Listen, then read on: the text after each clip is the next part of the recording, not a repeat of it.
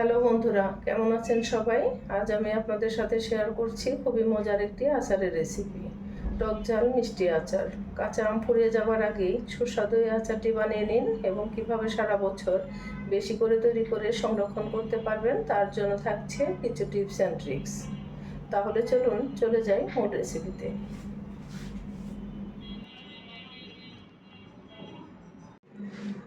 এখানে আমি নিয়েছি 1 কেজি কাঁচা আম। কাঁচা আমগুলো আমি টুকরো করে কেটে নিয়েছি এবং কাটার পরে আমি পানি দিয়ে ধুবো না, খোসা অবস্থায় আমি পানি দিয়ে ধুয়ে নিয়েছি। এখন আমগুলো আমি সামান্য একটু হলুদ দিয়ে মেখে নিচ্ছি। এই আমটি রোদে দেওয়ার ঝামেলা ছাড়াই খুব সহজভাবে আমি আপনাদের তৈরি করে দেখাবো। আর এখানে আমি শুধু হলুদ দিয়ে আমগুলো মেখে নিচ্ছি, এতে করে কালারটা খুব সুন্দর আসে। আমি লবণটা এখন দিব না, কারণ লবণ দিলে পানি ছেড়ে দিবে।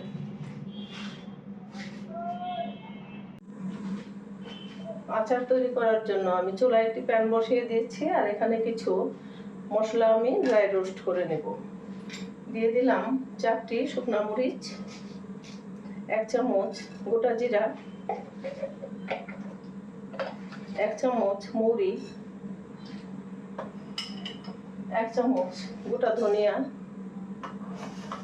আর 1 চামচ সরিষা। সবকিছু আমি একটু হালকা করে ভেজে নিব। মশলা থেকে খুব সুন্দর একটা গন্ধ বের হয়ে আসবে, তখন আমি মশলাগুলো চুলা থেকে নামিয়ে নেব। নামিয়ে একটা মিক্সিতে হালকা করে গুঁড়া করে নেব। খুব মিহি গুঁড়া করার প্রয়োজন নেই, একটু গুঁড়া করে নেব। আমার মশলাটি ভাজা হয়ে গিয়েছে, এখন আমি চুলা থেকে নামিয়ে নিচ্ছি।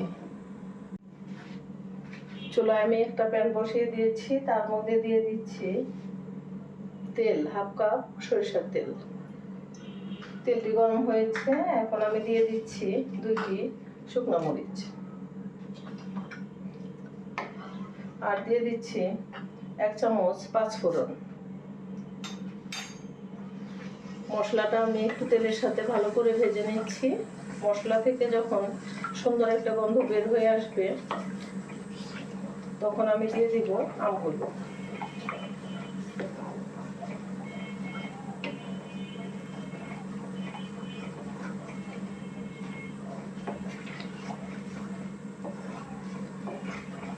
মশলা থেকে খুব সুন্দর একটা গন্ধ বের হয়ে আসছে। এখন আমি দিয়ে দিচ্ছি আমার নুন দিয়ে, আমার হলুদ দিয়ে মেখে রাখা আমগুলো।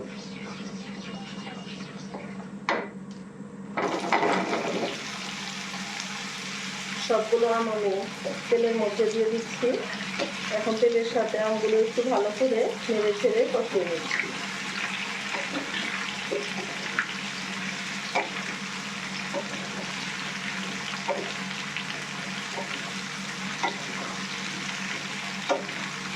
তেলের সাথে আমগুলো একটু ভালো করে ভেজে নিচ্ছি। এখন দিয়ে দিচ্ছি স্বাদ মতো লবণ।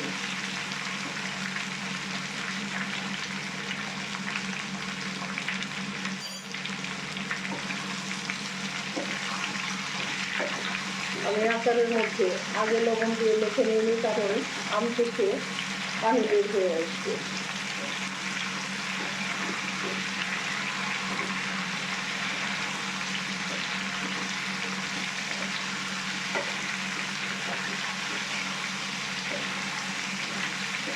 আমটা আমি তেলের সাথে ভেজে নিয়েছি, এখন আমি দিয়ে দিচ্ছি চিনি। আমি চিনি দিয়ে আচারটি তৈরি করবো। আপনারা চাইলে চিনির পরিবর্তে দুধ দিয়েও আচারটি তৈরি করতে পারেন। এখন আমি দিয়ে দিচ্ছি 1 কেজি আমের জন্য 2 কাপ, মানে 500 গ্রাম চিনি। চিনিটা আপনাদের টেস্ট অনুযায়ী, আমটা যদি বেশি টক হয় তাহলে চিনিটা একটু বেশি লাগবে, আর যদি আমটা খুব বেশি টক না হয় তাহলে চিনিটা একটু কম লাগবে।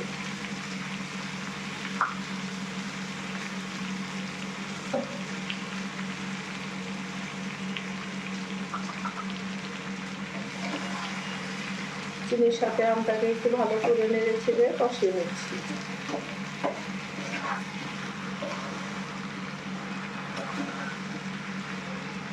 এভাবে আমটা ভালো করে কষিয়ে নিতে নিতে চিনিটা গলে যাবে। এখন আমি ঢাকনা দিয়ে ঢেকে দিচ্ছি, চিনিটা যাতে ভালো করে গলে যায়।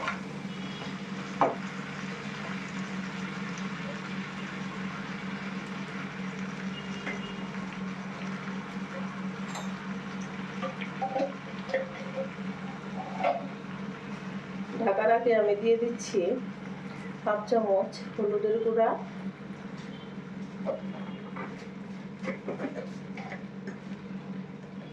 হাফ চামচ লাল মরিচের গুঁড়া। এখন আমি ঢাকনা দিয়ে ঢেকে দিচ্ছি চিনিটি যাতে গলে যায়।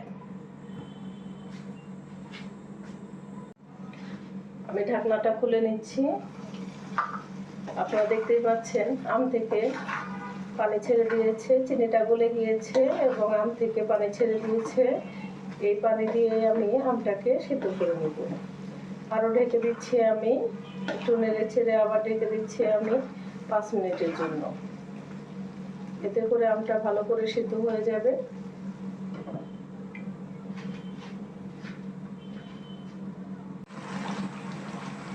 আমার আমটা অনেকটাই গলে গিয়েছে।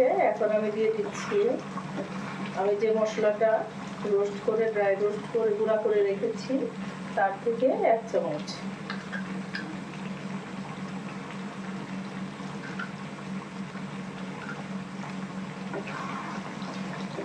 আপনারা দেখতেই পাচ্ছেন আচারটা আস্তে আস্তে করে জাল হচ্ছে আর কালারটা চেঞ্জ করতে থাকছে।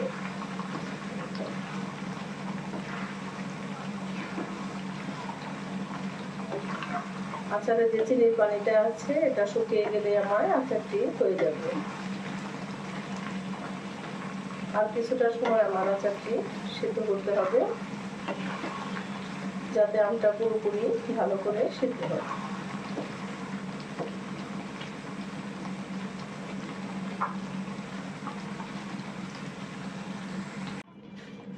আমার আচারটি হয়ে গিয়েছে, আপনারা দেখতে পাচ্ছেন আমগুলো ভালো করে সিদ্ধ হয়ে গিয়েছে এবং খুব আঠালো একটা আমের আচার তৈরি হয়েছে। এখন আমি আমার রেডি করে রাখা সেই ভাজা মশলার গুঁড়াটা 1 চামচ দিয়ে দিচ্ছি, সবটুকু দিয়ে দিচ্ছি।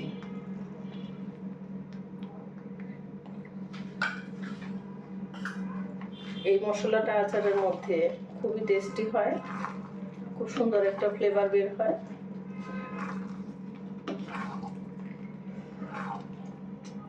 আচারটা খুবই লোভনীয় হয়েছে, আপনারা দেখতেই পাচ্ছেন এটি কতটা লোভনীয় হয়েছে। এখন আমি মশলাটা ভালো করে মিশিয়ে নিচ্ছি আর চুলা থেকে আচারটি নামিয়ে নিচ্ছি।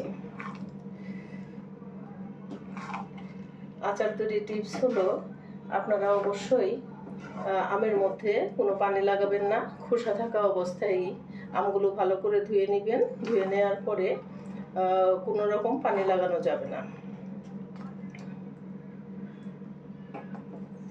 যেহেতু আমরা এটি রোদে শুকাবো না, রোদে শুকানোর ঝামেলা ছাড়াই তৈরি করছি, এজন্য যাতে পানি না লাগে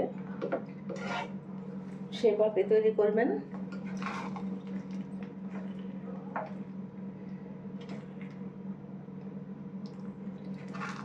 আর আচারের মধ্যে আমি একটু ভিনেগার দিয়েছি, এটি আমার ক্যামেরায় দেখা যায়নি। যাতে আচারটি বেশি দিন ভালো থাকে তার জন্য আমি এখানে 1 চামচ ভিনেগার দিয়েছি।